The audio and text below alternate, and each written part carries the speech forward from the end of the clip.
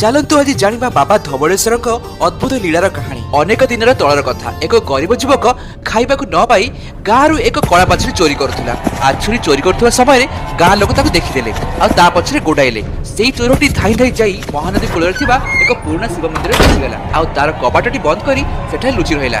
ତା ପଛେ ପଛେ ଗାଁ ଲୋକ ସେଠାରେ ପହଞ୍ଚିଗଲେ। ହେ ମହାଦେବ, ମୁଁ ଅପରାଧୀ, ଦୟା କରନ୍ତୁ, ମୋତେ ରକ୍ଷା କରନ୍ତୁ, ଆଉ ମୁଁ କେବେ ବି ଏମିତି ଦୋଷ କରିବି ନାହିଁ। ମହାଦେବ କୈଳାସରେ ନିଜ ଭକ୍ତର ଡାକ ଶୁଣି ଏକ ସାଧୁ ବେଶରେ ସେ ମନ୍ଦିର ପାଖରେ ପହଞ୍ଚିଲେ। ହେ ଗ୍ରାମବାସୀ, କାହିଁକି ଏତେ ଆକ୍ରୋଶ? କଣ ଘଟିଛି ଏଠାରେ? ହେ ସନ୍ନ୍ୟାସୀ ବାବା, ଭିତରେ ଗୋଟେ ଚୋର ଲୁଚିଛି। ଆମର କଳା ବାଛୁରୀ ସହିତ ଲୁଚିଛି। ତ ଠିକ ଅଛି, ମୁଁ ଭିତରକୁ ଯାଇ ଦେଖିବି ସତ୍ୟ କଣ ପ୍ରକୃତରେ।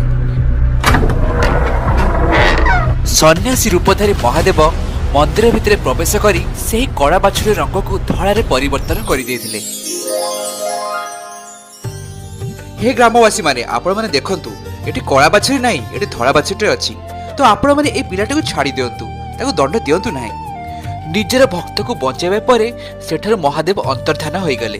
ପରେ ଚୋର ଆସି ମହାଦେବଙ୍କ ମହିମା କହିଲା। ସେ କହିଲା କିପରି ମହାଦେବ କଳା ବାଛୁରୀକୁ ଧଳା ବାଛୁରୀ କରି ତା ଜୀବନ ବଞ୍ଚାଇଲେ। ମହାଦେବଙ୍କ ଏହି ମହିମା ଶୁଣି ଗ୍ରାମବାସୀ ମାନେ ଆଶ୍ଚର୍ଯ୍ୟ ହୋଇଗଲେ। ମହାଦେବ କଳା ବାଛୁରୀ ଧଳା ବାଛୁରୀ କରିଥିବା ଚମତ୍କାରକୁ ଦେଖି ସେହି ଦିନଠାରୁ ଭଗବାନ ଶିବଙ୍କ ନାମ ହେଲା ଧବଳେଶ୍ୱର। ଏହି ଦିନକୁ ପ୍ରତିବର୍ଷ କାର୍ତ୍ତିକ ମାସରେ ବଡ଼ ଓଷା ଭାବେ ଏଠାରେ ପାଳନ କରାଯାଇଥାଏ।